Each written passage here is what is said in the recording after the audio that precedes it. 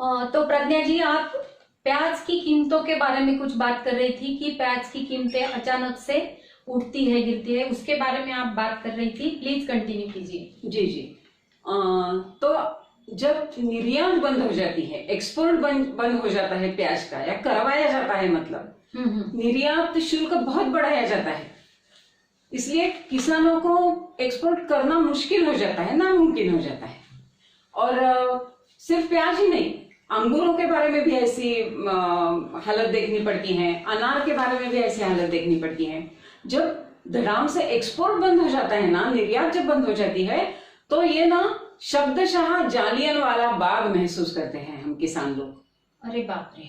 मतलब हमारे उपज को, हमारे फसल को, हमारे पास जो खेती का माल है उसको कुछ कीमत ही नहीं रहती, उसका मरना ही हमें देखना पड़ता है, जो हमें भी मुरझा देता है।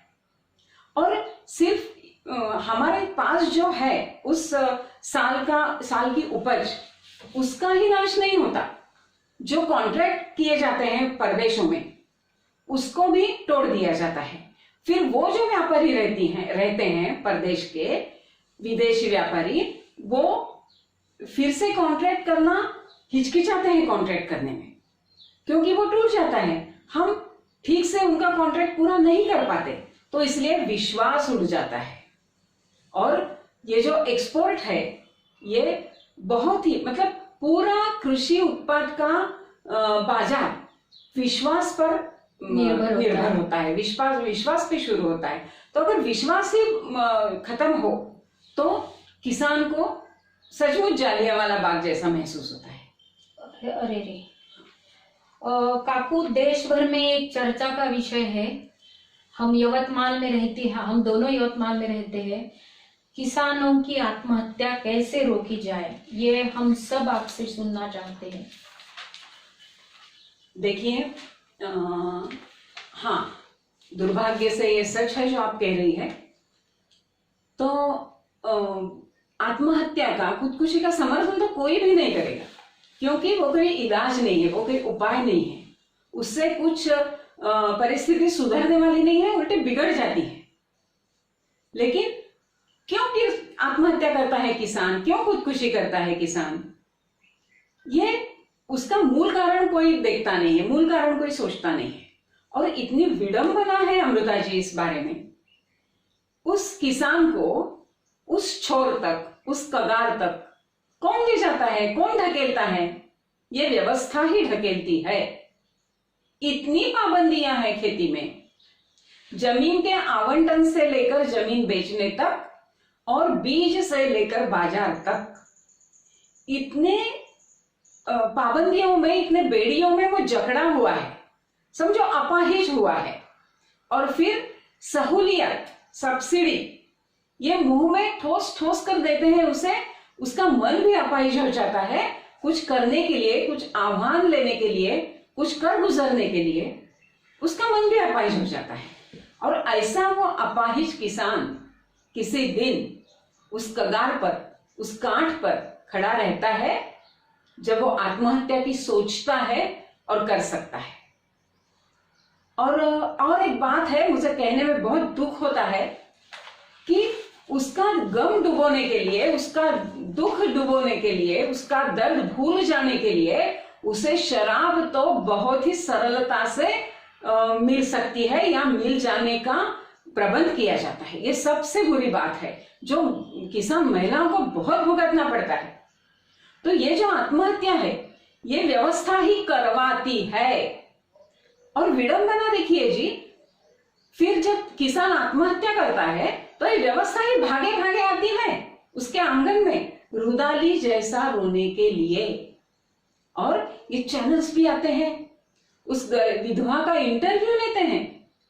आपको क्या महसूस होता है अमृता जी?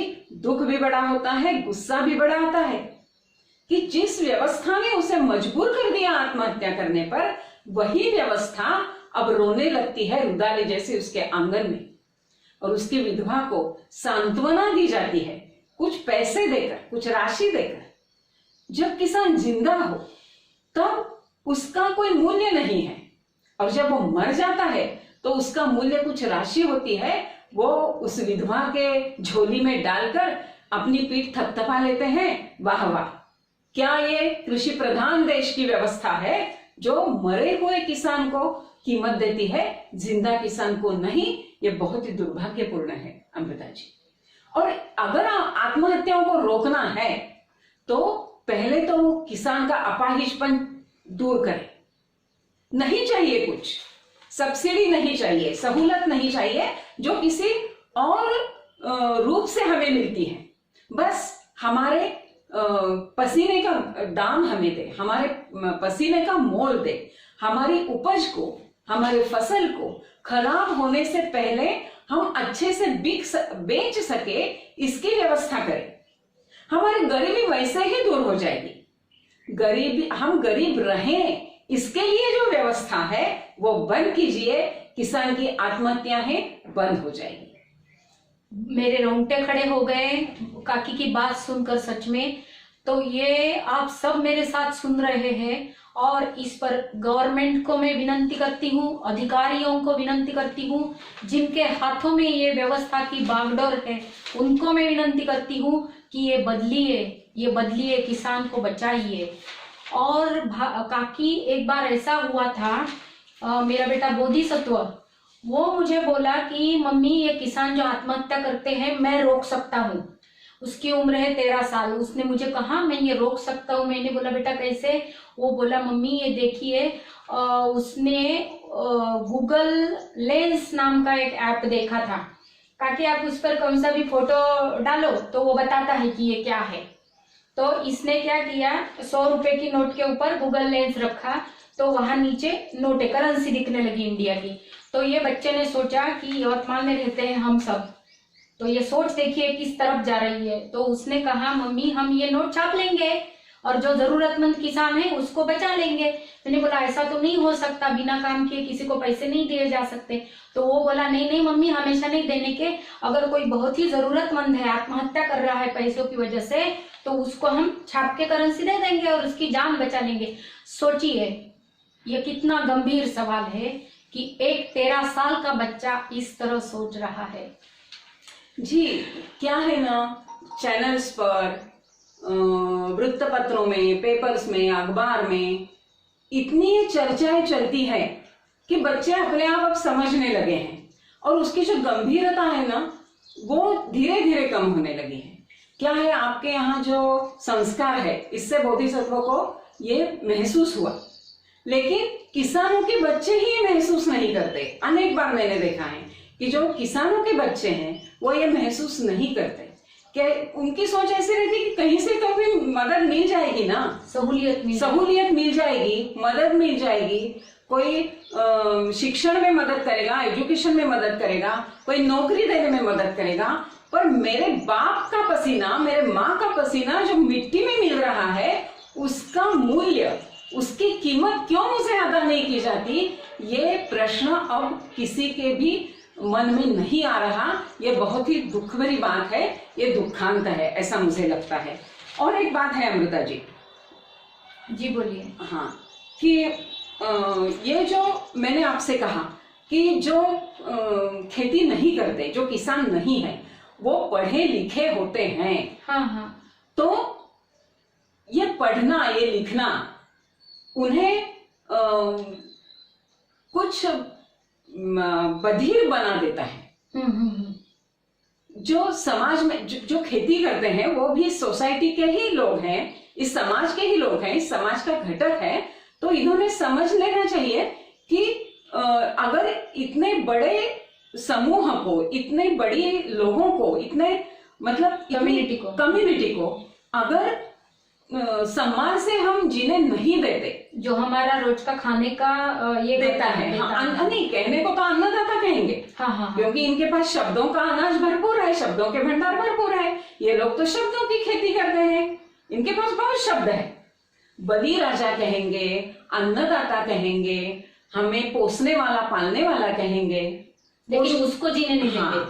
पोशिंदा, मराठी में शब्द है पोशिंदा, मतलब जो खिलाता है, जो पोसता है, उसे पोशिंदा कहते हैं।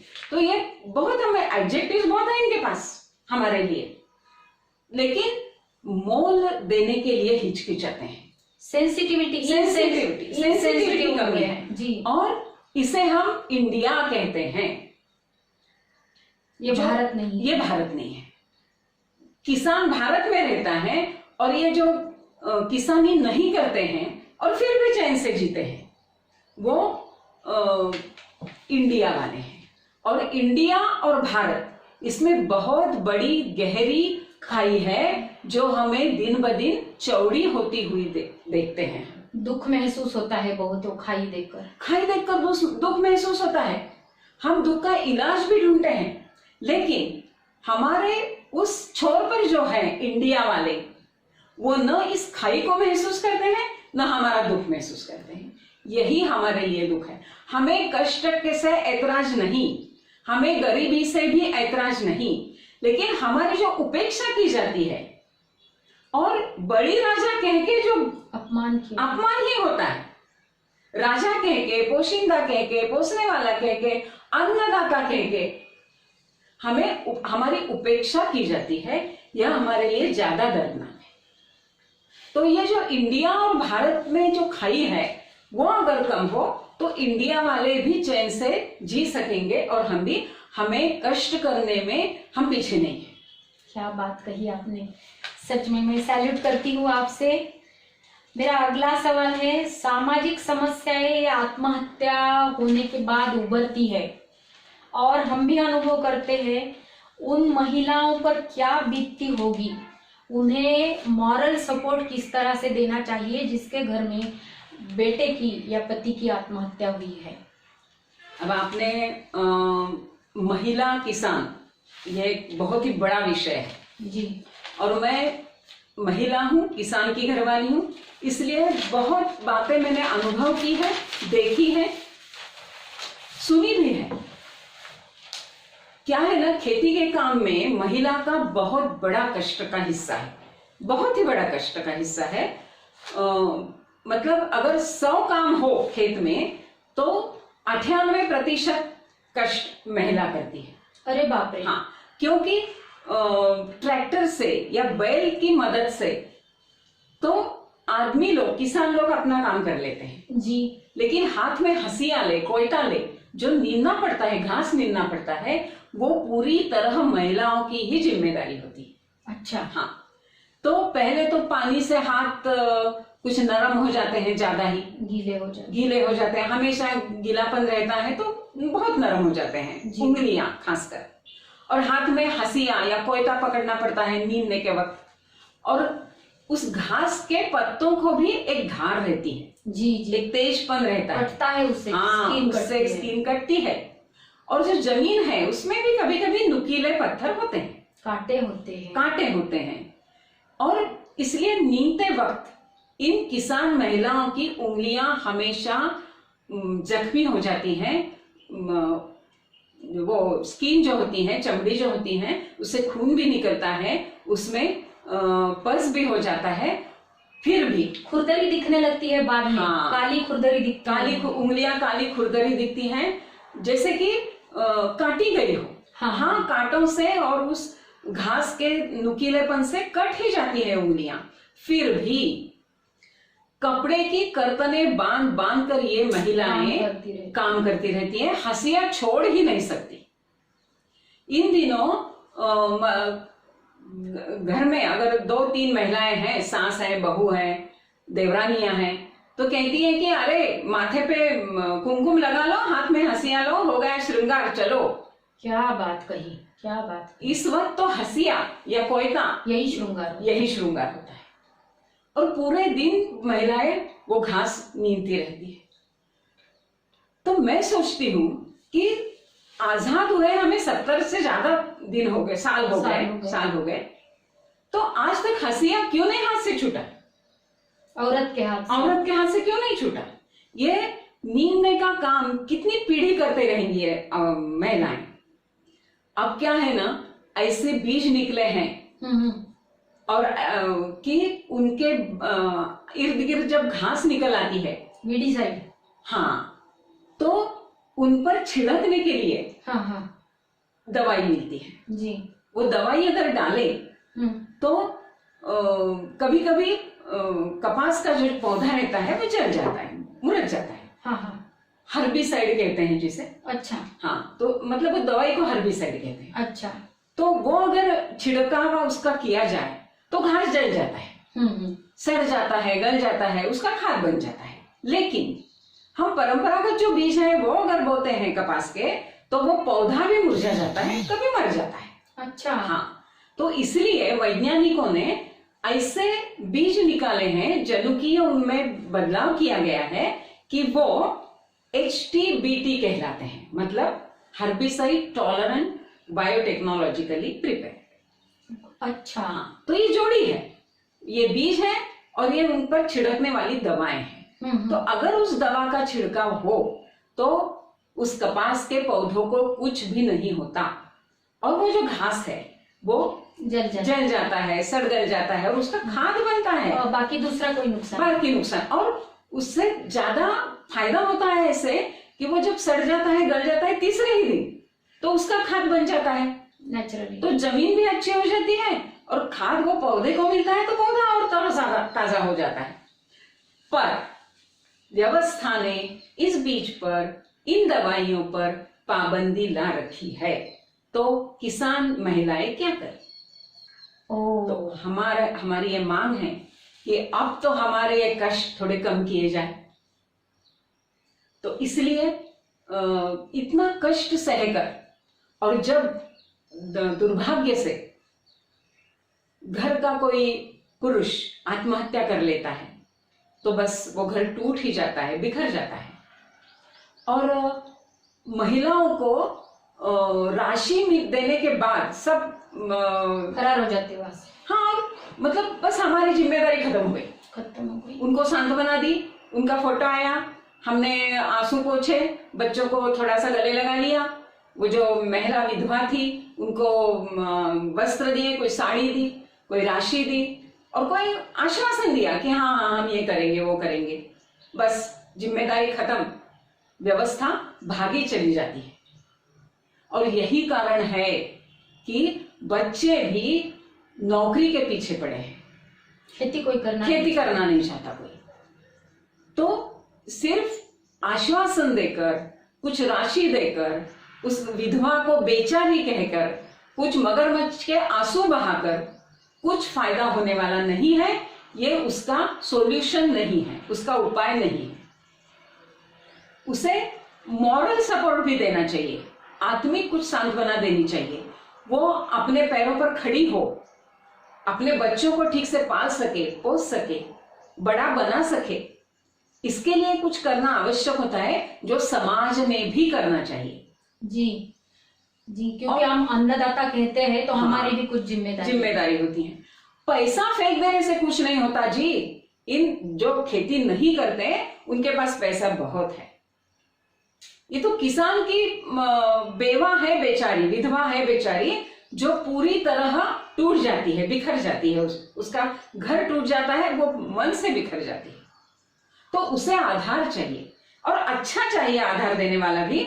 इसलिए हमारे जो नेता है जिन्होंने स्थापना की हमारे शेतकरी संगठना की, शरद जी जोशी जी, युगात्मा कहते हैं उन्हें, शरद जी जोशी, और युगात्मा शरद जी जोशी, तो उन्हें हम शरद भाऊ कहते हैं। हम सब किसान महिलाओं के वो भाई हैं, बड़े भाई हैं हमारे। तो उन्होंने हमारे यवतमाल जिले में ही रावेरी नाम का गांव है जी, वहां सीता मंदिर था एक बहुत पुराना। अच्छा। हाँ, तो वह सीता मंदिर का उन्होंने पुनर्निर्माण किया। उस सीता मंदिर की बात ऐसी है, कहते हैं कि जब श्री राम जी ने सीता जी का त्याग किया तो लक्ष्मण जी उन्हें इस रावेरी की हद में ही ले आए, कहा जाता है जी। और वहीं पर जहां लव और कुश का जन्म हुआ, वहां पर सीता मंदिर है। और पास में वो तमसा नदी भी है, जिसे आजकल रामगंगा कहते हैं। अच्छा। हाँ, और वहां पर एक बद्ध मारुति है। अच्छा। हाँ, बांधा हुआ लता बेलियों से बांधे हुए हनुमान जी, जो लव कुश ने उन्हें बांध के रखा था। क्यों? हाँ, वैसे ही एक मूर्ति है बद्ध हनुमान जी की। अच्छा। हाँ, तो कहते हैं कि ये सीता जी जब आई थी वहां, तो लव और कुश का जन्म हुआ, तो दलिया बनाने के लिए उन्होंने कुछ गेहूं चाहे मांगे गांव में, तो किसी ने नहीं दिए। गांव में उन्हें गेहूं मिले नहीं बच्चों के लिए, दलिया बनाने के लिए, सूजी बनाने के लिए। तो दुख और शोक से इतनी संतप्त हो गई सीता जी, जो सहनशीलता की मूर्ति कही जाती है, वो इतनी संतप्त हो गई, कहते हैं हाँ ऐसा, हाँ। कि उन्होंने शाप दे दिया कि इस जमीन में गेहूं की उपज नहीं होगी। अरे, और संयोग की बात यह है कि जब तक संकरित गेहूं का बीज नहीं मिला, हाइब्रिड क्वालिटी नहीं मिली, हाइब्रिड सीड्स नहीं मिले, तब तक उस जमीन में गेहूं नहीं उपजते थे। अब ये आप भरोसा रखे या न रखे जी। और वो मंदिर में, मतलब पढ़ाई वाले लोग तो बहुत ही पढ़े लिखे होते हैं और बहुत सोचते हैं। कोई कहता है कि नहीं नहीं, ये कोई रामायणकालीन मंदिर नहीं है। फिर भी तो ठीक है, रामायणकालीन नहीं होगा, लेकिन 1000 साल पुराना तो वो था ही। और वैसे ही था जैसे पुराने मंदिर होते हैं, काले पत्थरों से बना हुआ। और 1991 तक तो वैसे ही था वो, अपनी ही गिरती दीवारें संभालता हुआ, पेड़ों में, कांटों में, झुग्गी में, मतलब बहुत छोटे छोटे कांटे वाले पेड़। अवस्था खराब थी, धूल से भरा हुआ, सना हुआ, दुर्लक्षित था। हाँ, सीता मंदिर है, कोई जाता नहीं था, दिया नहीं जलाता था कोई। अच्छा, गरीब की बस्ती में कैसे दिया जले अमृता जी? जी। और वह भी परित्यक्ता सीता के मंदिर में, जिसको पति ने छोड़ दिया है। तो एक बात है अमृता जी, जब पैसा कम होता है घर में ना, तो घर टूटने लगता है। अनेक हमारी बहनें देहातों में किसी न किसी कारण से परित्यक्त हो जाती हैं, छोड़ देते हैं उन्हें जी। मायके वाले नहीं रखते, ससुर वाले भी नहीं रखते, तो कहाँ जाए? अगर बच्चे भी थमा दिए उसके गोदी में, तो फिर तो बिल्कुल हालत उसकी खराब हो जाती है। तो इन महिलाओं के बारे में हमारे शरद भव ने सोचा और उन्होंने इस मंदिर का पुनर्निर्माण करवाया। जब राशि कम पड़ने लगी तो खुद की जमीन बेची। अच्छा, हाँ, और ये मंदिर का पुनर्निर्माण करवाया। यह सीता मंदिर है, यहाँ लव और कुश की प्रतिमाएं हैं सीता जी के साथ।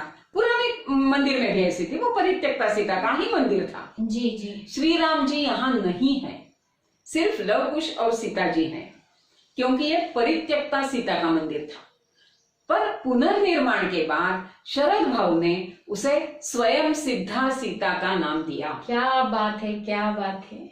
और एक बड़ा सा मकान बनवाया उसके आगे और उसे नाम दिया है माहेर, मतलब मायका। उनकी मंशा थी कि अगर कोई महिला ऐसी घर से बेघर हो जाती है या पति आत्महत्या कर लेता है, तब टूट जाती है या निकाली जाती है जी। और हाथ में बच्चे भी है, तो कहाँ जाए? तो उसे कुछ प्रशिक्षण चाहिए, अपने पांव पर खड़ा रहना है, अपने हाथों से कमाना है। तो उस प्रशिक्षण की सुविधा यहाँ हो, इस जगह हो, इस मायके में हो, ऐसे उनकी बहुत इच्छा थी और ऐसा बनवाया है उन्होंने। वो तो अब नहीं है, लेकिन जुटे हैं लोग, उनकी इस इच्छा को पूरा करने के लिए लोग जुटे हैं। जी। और उनके विचार से और भी एक प्रतीत होता था, हमने समझ लिया था, उन्होंने हमें समझा दिया था कि समाज में अगर ऐसी किसी महिला पर ऐसी आपत्ति आती है, तो समाज ने उसके पीछे खड़े रहना चाहिए, डट कर खड़े रहना चाहिए। कहते हैं, वो हमेशा कहते थे कि यहाँ आकर भजन, भोजन, पूजन, आरती, ये सब की जरूरत नहीं है, प्रशिक्षण होना चाहिए। सीता का उदाहरण सामने रखना चाहिए। वो दुख बहुत हुआ, उसे बहुत ही दुख हुआ, लेकिन जब उसने देखा कि वाल्मीकि जी आए हैं, वाल्मीकि जी ने उन्हें आश्रय दिया है, तो उनकी बेटी बनकर उसने अपने दोनों पुत्रों को इतना सक्षम किया, ये हम देखते हैं कितने सक्षम हुए लव और कुश। जी जी, उन्होंने राम जी के साथ ही एक बार युद्ध करके किया, उनको अश्व को हराया था। तो इसीलिए संघटना का जो विचार है वो ऐसा है कि यहाँ आकर सीता जी का तो दर्शन लेना ही है। वो जो अड़ी खड़ी थी, वाह, उसका, उस स्वभाव का हमें दर्शन करना है, उस स्वभाव को खुद में लाना है और सब औरतों में लाना है। और जब सीता नन्ही सी थी, एक खेत में जनक जी को मिली, धूल से भरी हुई। जी जी, तो जनक जी ने उसे झटके से उठाकर गले से लगाया था और कहा था, यह मेरी आत्मजा है, मैं इसे पालूंगा पोसूंगा, ऐसा तो नहीं कहा। अरे ये को जिस नन्ही का कोई पिता नहीं है, कोई माता नहीं है, ऐसे ही धूल में छोड़ दी गई है, उसे उठाकर जब जनक जी कहते हैं कि ये मेरी आत्मजा, तो कितना बड़ा दिल होगा उस राजा का, उस सम्मान कितना है औरतों के बारे में। जी जी, कितना सम्मान दिया। एक लफ्ज आत्मजा, एक शब्द, आत्मा का टुकड़ा। जी जी, आत्मा जी, मेरे आत्मा से जिसने जन्म लिया है, वो है आत्मजा। तो ऐसे जनक समाज में हो, वाल्मीकि भी होने चाहिए और जनक भी होने चाहिए। तो जब लक्ष्मण जी छोड़ कर गए, सीता जी रोने लगी। जब वाल्मीकि जी को ये पता चला तो उन्होंने कहा, इस अपापा अनिंदिता को मैंने ही पालना है, मैंने ही संभालना है, और उन्होंने करके दिखाया।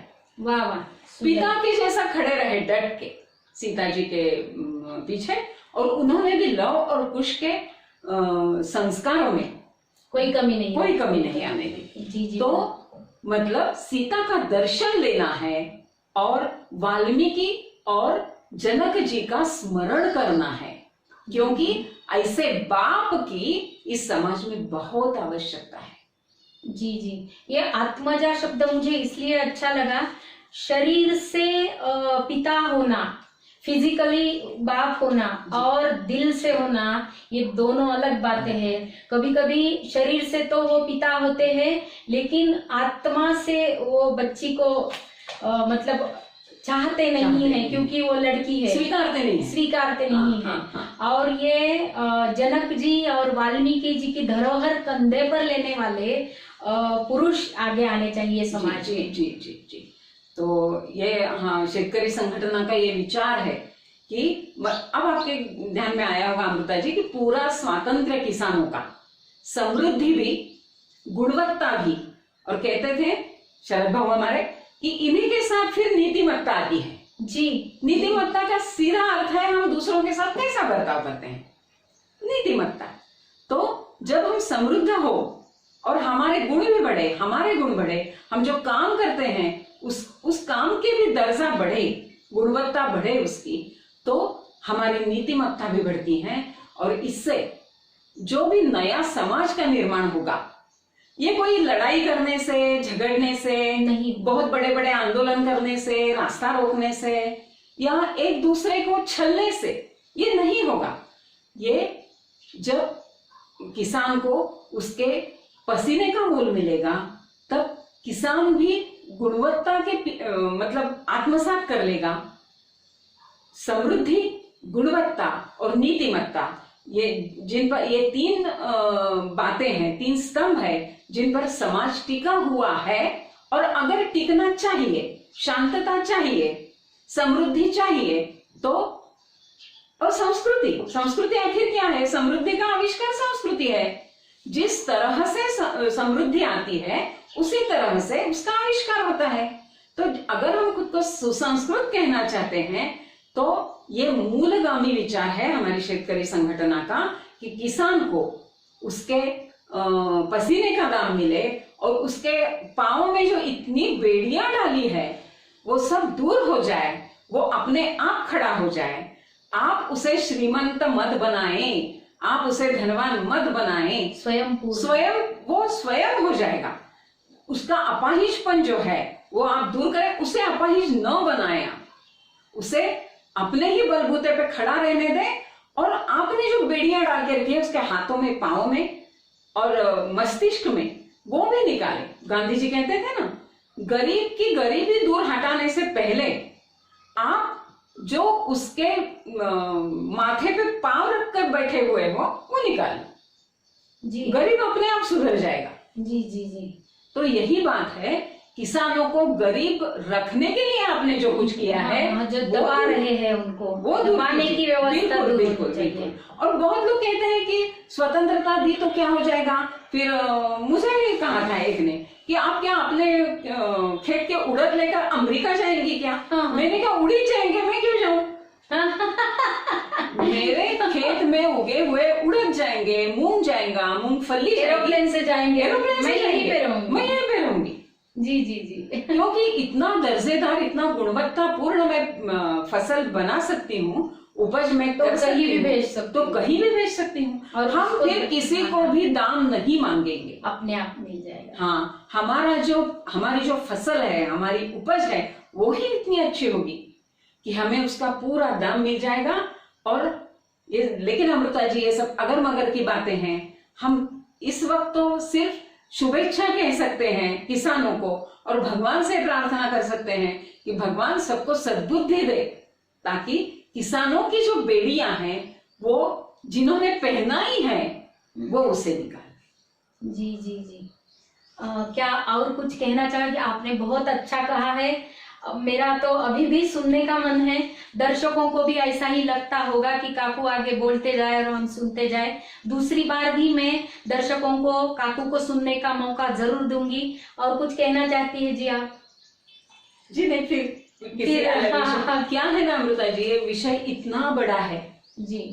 मतलब इसमें तंत्र भी है, इसमें कायदे कानून भी है, इसमें जमीन से लेकर आसमान तक की पढ़ाई है। जी जी जी। बहुत बड़ा, क्या इसीलिए तो इसे धर्म कहा है ना, कृषि धर्म। कृषि धर्म है। लेकिन सिर्फ कहने से, माला पहनाने से, किसान को पोशिंदा या अन्नदाता कहने से कुछ नहीं होगा। जी जी जी। हाँ। ये जमीन से लेके आसमान तक इसका बहुत बड़ा डायमेंशन है कृषि धर्म का।